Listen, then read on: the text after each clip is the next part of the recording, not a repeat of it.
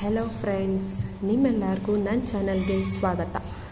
ನಾನು ಇವತ್ತು ಚಕ್ರವರ್ತಿ ಚಿತ್ರದ ಟ್ರೇಲರ್ ಬಗ್ಗೆ ರಿವ್ಯೂ ಮಾಡ್ತಾ ಇದ್ದೀನಿ.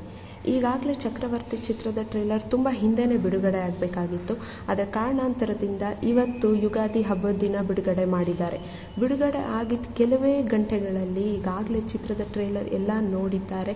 ಎಲ್ಲರಿಗೂ ಈ ಚಿತ್ರ ತುಂಬ ಇಷ್ಟ ಆಗಿರೋ ಥರ ಕಾಣಿಸ್ತಾ ಇದೆ. ಯಾಕೆಂತಂದರೆ ಆ ಚಿತ್ರ ಟ್ರೇಲರ್ ಬಗ್ಗೆ ರೆಸ್ಪಾನ್ಸ್ ಆಗಿದೆ.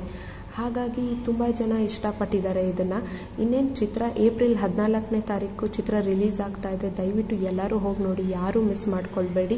ಹಾಗೆ ಈ ಚಿತ್ರದಲ್ಲಿ ದರ್ಶನ್ ಅವರು ತುಂಬಾ ಚೆನ್ನಾಗಿ ಕಾಣ್ತಾರೆ. ಟ್ರೇಲರಲ್ಲಿ ನೋಡಿದ ತಕ್ಷಣವೇ ನಮಗೆ ಗೊತ್ತಾಗ್ತಾ ಇದೆ ಚಿತ್ರದ ಟ್ರೇಲರ್ ತುಂಬ ಅದ್ಭುತವಾಗಿ ಮೂಡಿ ಬಂದಿದೆ.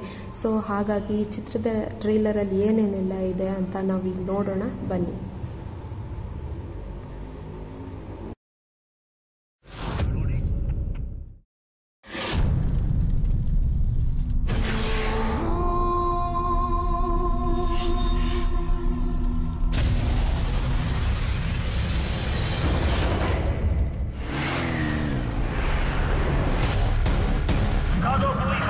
Come in. Suspect on left line.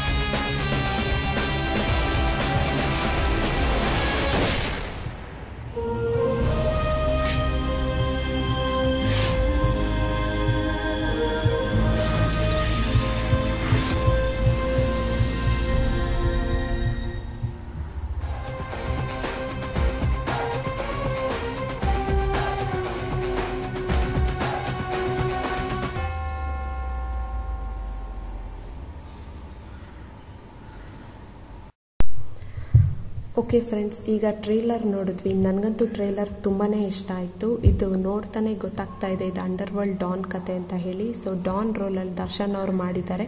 ಹಾಗೆ ಆದಿತ್ಯ ಅವರು ಪೊಲೀಸ್ ರೋಲಲ್ಲಿ ಮಾಡಿರೋದ್ರಿಂದ ಇದು ಡಾನ್ ಕಮ್ ಪೊಲೀಸ್ ಕತೆ ಆಗಿರೋದ್ರಿಂದ ಚೆನ್ನಾಗೇ ಇದ್ದೇ ಇರುತ್ತೆ.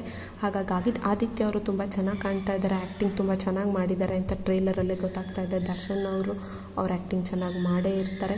ಹಾಗಾಗಿ ಚಿತ್ರ ನೋಡೋಕ್ಕೆ ಏನು ಸ್ಟೋರಿ ಇರ್ಬೋದು, ಅಂಡರ್ ವರ್ಲ್ಡ್ ಡಾನ್ದು ಹೇಗೆ ತೊಗೊಂಡೋಗಿರ್ಬೋದು ಅಂತ ಕುತೂಹಲ ತುಂಬ ಆಗ್ತಾ ಇದೆ. ಮತ್ತು ಸಾಧು ಕೋಕಿಲ ಅವರು ಇರೋದ್ರಿಂದ ಅವ್ರ ಕಾಮಿಡಿ ಅಂತೂ ತುಂಬಾ ಚೆನ್ನಾಗಿರುತ್ತೆ. ಸಖತ್ತಾಗಿ ನಗ್ಸಿರ್ತಾರೆ ಅವರು. ಆಮೇಲೆ ದೀಪಾ ಸನ್ನಿಧಿ ಅವ್ರ ಹೀರೋಯಿನ್ ಆಗಿದ್ದಾರೆ. ಆಮೇಲೆ ಅರ್ಜುನ್ ಜನ್ಯ ಅವ್ರ ಮ್ಯೂಸಿಕ್ ಇದೆ. ಸೊ ಹಾಗಾಗಿ ಒಂದು ಫುಲ್ ಎಂಟರ್ಟೈನರ್ ಇದು ಕತೆ ಅಂತ ಹೇಳ್ಬೋದು.